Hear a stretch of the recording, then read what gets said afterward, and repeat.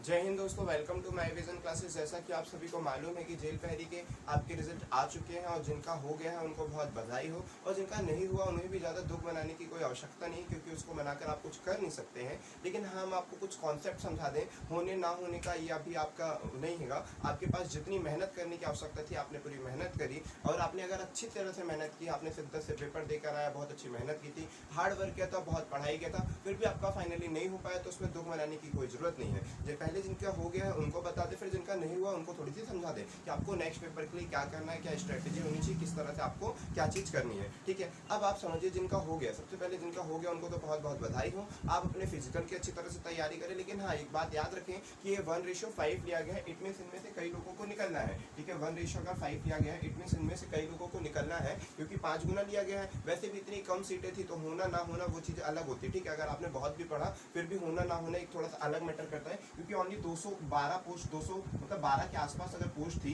तो अब इतनी पोस्टों में और इतना मतलब ये तो ऊंट के मुंह में जीरा था, और उस समय इतना विरोध हो रहा था, तो एमपी गवर्नमेंट ने 212 पोस्ट निकाल दिया, और इससे न जाने उनका कितना रेवेन्यू जनरेट हो गया। तो वो चीज़ें अभी छोड़ दीजिए कि उन्होंने इतनी कम पोस्ट क्यों निकाली, ये सब गवर्नमेंट की ही नीतियां हैं कि भाई इतनी कम पोस्ट निकाली, इनको पोस्ट का आप अलग कर दीजिए, क्योंकि अब तो उसका कोई मतलब नहीं है बात करने का। लेकिन इतनी कम पोस्ट, इतनी मतलब एमपी जो थे उसमें इतनी कम पोस्ट निकालना उतना उचित नहीं है। ठीक है, कम से कम अप्रॉक्स में 500 के ऊपर तक आती तो और अच्छा था। चलो कोई बात नहीं, इसको अलग करें। अब आते हैं 1:5 पर। तो 1:5 पे क्या करते हैं, तो 1:5 में आपका ये कह रहे हैं कि अभी आपका जो नाम आया वो 1:5 में आया, तो फाइनली इसके बाद भी मेरिट बनेगी। इसीलिए अभी आपको आपके आने वाले एग्जामों के लिए भी अच्छी तरह से तैयारी कर लेना है, क्योंकि ये पेपर ही निकला। इसके बाद अब आपका पीईटी होगा। ठीक है, और पीईटी के बाद बनेगी फाइनल मेरिट लिस्ट। ठीक है, अब फाइनल मेरिट लिस्ट में जो यहाँ पर 1-2 नंबर से अगर हो चुके हैं या कुछ में, तो वो 5 गुना में आए हुए हैं, तो उनको पीईटी तो बहुत अच्छी तरह से क्वालिफाई कर रहे हैं, क्योंकि ऐसा नहीं होता है कि कम नंबर वालों का सिलेक्शन ना हो। ठीक है, ऐसा जरूरी नहीं है, क्योंकि काफी लोग जो होते हैं वो फिजिकल में नहीं कर पाते, और अभी 3 साल से कई चीजें इंटरवल आ गया, बहुत सारा गैप हो गया, तो कई बच्चों का फिजिकल भी फिर से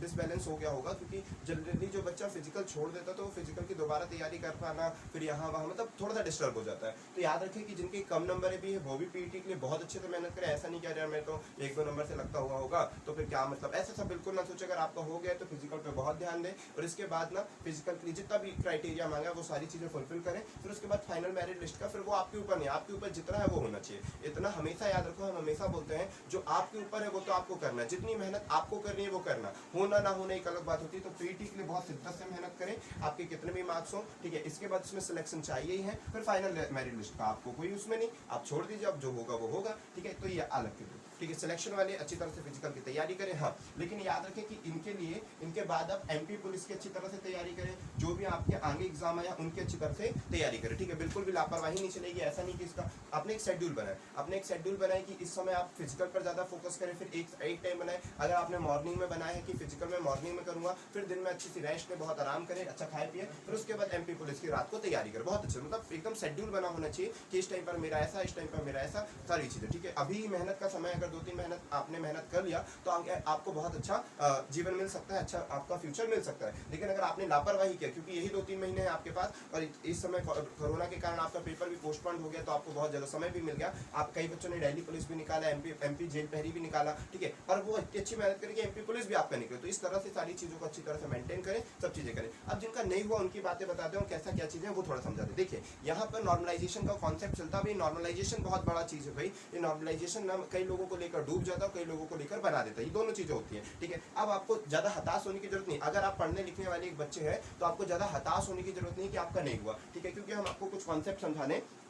यहाँ पर कुछ नॉर्मलाइजेशन का कॉन्सेप्ट चलता है। ठीक है, कई ऐसे भी बच्चे होंगे सेम कैटेगरी के सेम मार्क्स। ठीक है, कई ऐसे बच्चे होंगे सेम कैटेगरी के सेम मार्क्स। इट मींस हम तो कह रहे हैं सेम मार्क्स ही बोल रहे हैं ना, हमने कहा ज्यादा मार्क्स भी ले लीजिए। अगर ओबीसी के हैं, अगर आप एक बंदा ओबीसी का ए और एक बंदा बी है, ठीक है, एक बंदा ओबीसी का ए और एक बंदा बी है, और ए के मार्क्स आते हैं कितने, मान लीजिए ओबीसी का बंदा इसके आते हैं 80 और इसके आते हैं 76। क्लियर हो रहा है कि नहीं हो रहा है? इसके रॉ मार्क्स जो आए हैं, इसके रॉ मार्क्स, ठीक है, हम किसकी बात कर रहे हैं, रॉ मार्क्स की बात कर रहे हैं। इसके रॉ मार्क्स 80 आए हैं, इसके आए हैं 76, तो इसका सिलेक्शन हो गया जबकि इसका नहीं हुआ। अब ऐसे कैसे पॉसिबल है भाई? समझ पा रहे हैं कि नहीं समझ पा रहे? एक बंदे के मार्क्स आए हैं 80 और एक बंदे के मार्क्स आए हैं 76, लेकिन इसका सिलेक्शन हो गया, इसका सिलेक्शन हुआ। एक एससी का स्टूडेंट है, इसने मिलाया है कितना 70, और एक एससी के स्टूडेंट मिलाया है 64, लेकिन इसका सिलेक्शन हो गया और इसका नहीं हुआ। इस तरह की भी कई चीजें आपको देखने को मिलती है, क्योंकि ये रॉ मार्क्स है। अब 70 लाया था ना हमने, 7 ओनली बनाया। तो अब आप देखिए कि भाई इस तरह की चीजें हो रही कि इसका नहीं हुआ, इसका कैसे हो गया, इसका नहीं हुआ, इसका कैसे हो गया। कई लोग तो लाते हैं भाई ज्यादा कहीं 74 आ रही है 72,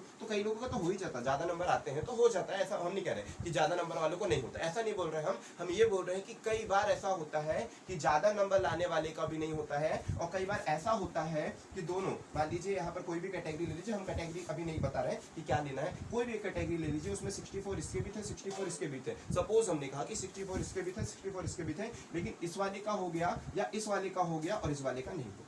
इस वाले का हो गया और इस वाले का नहीं हुआ, अब दोनों के जब 64 तो सर कैसे हो गया, क्योंकि ये डिपेंड करता है नॉर्मलाइजेशन पे, और नॉर्मलाइजेशन आपके हाथों में नहीं है, पेपर कैसा आ रहा है वो आपके हाथों में नहीं है, इसलिए हम कह रहे हैं अगर आप पढ़ने लिखने वाले बच्चे हैं और अगर आपका नहीं हुआ तो आपको ज्यादा हताश होने की कोई आवश्यकता नहीं, क्योंकि ये आपकी गलती नहीं है भाई, अब पेपर ईजी आया था उसमें नॉर्मलाइजेशन में आपको नुकसान हो गया पेपर, क्योंकि आपको पता है कि एसएससी सीजीएल वाले जो है, एसएससी सीजीएल, ठीक है, उन लोग 200 में से 200 मार्क्स लाए हैं, फिर उनका नहीं हो पाया, तो खुद सोचिए उन लोगों ने 200 में से, मतलब 200 ही के तो पेपर है, मान लीजिए अगर 200 का पेपर है, 200 में से 200 नहीं आते रहे, फाइनल जितना भी है पूरे के पूरे सही करके आ रहे हैं, फिर भी नॉर्मलाइजेशन का इस तरह से बाढ़ चलता है कि उनका सिलेक्शन नहीं हो पाएगा, तो फिर कैसे मुश्किल है, अब भाई ये तो स्टूडेंट के लिए मुश्किल है, इसके लिए आपको पेपर वाले की जरूरत है कि भाई वो किस तरह से नॉर्मलाइजेशन करता है, ऐसा पेपर ही क्यों सेट करता है कि एक को एकदम बढ़ा के नंबर दे देगा, एक को एकदम घटा देगा, ये सब पेपर वालों की गलती, आपकी बिल्कुल गलती नहीं है, जो विभागीय जो भी कर्मचारी जो भी पेपर सेट कर रहे हैं उन सभी की परेशानी कि भाई उनको एक लेवल का स्टैंडर्ड रखना चाहिए कि हाँ उस तरह से पेपर करें, अब आपने इस तरह से पेपर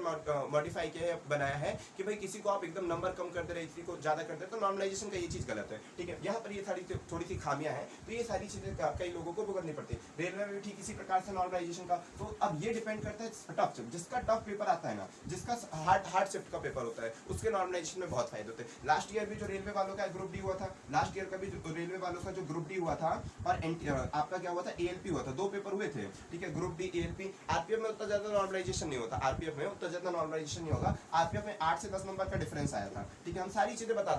बता दें कि आपको हताश होने की कोई आवश्यकता नहीं, आपको नेक्स्ट पेपर में बहुत अच्छी तरह से मेहनत करना है, फिर जो होगा तो होगा, लेकिन आपको अपनी तरफ से अच्छी मेहनत करना, आपको ऐसा कभी ना लगे कि मैंने थोड़ी सी लापरवाही करी, मैंने कम मेहनत करी, आप एकदम अच्छी तरह से तैयारी करें कि एकदम सिलेक्शन तो हो ही हो, अरे नॉर्मलाइजेशन हो, जितना कुछ भी हो, इसीलिए हम कह रहे हैं कि 80 प्लस ही हमको मार्क्स लेकर आना, 80 क्या, हम तो बोल रहे हैं 85 प्लस 90 टारगेट रखो, क्यों इतना कम रखना, कुछ आने नहीं आपके एमपी पुलिस में, केवल 3 ही चीज आनी है, वो भी आपकी बड़ी पढ़ाई आनी है, 90 प्लस का टारगेट लेकर चलो, और केवल टारगेट लेकर नहीं, उसको अचीव करने की पूरी कोशिश करो। देखो यहाँ पर ग्रुप डी और एएलपी का हम नॉर्मलाइजेशन का कॉन्सेप्ट आपको थोड़ा सा समझा दें कि ग्रुप डी एएलपी में कम से कम बंदों के कुछ नहीं तो 15 नंबर, 20 नंबर, समझ रहे हो, 22 नंबर, 25 नंबर इंक्रीज हुए, सोच रहे हो कि नहीं सोच रहे हो, 15 20 25 नंबर, अब एकदम से पॉइंट 1 नंबर बहुत बड़ी बात होती है, इतने नंबर इंक्रीज कर देना का मतलब समझ रहे हैं आप, ये सब नॉर्मलाइजेशन का कॉन्सेप्ट है, जिसमें आप क्या कर सकते हो, कुछ नहीं कर सकते, तो आप जिसमें कुछ नहीं कर सकते उसमें आपको करने की कोई जरूरत भी नहीं है, अब वो तो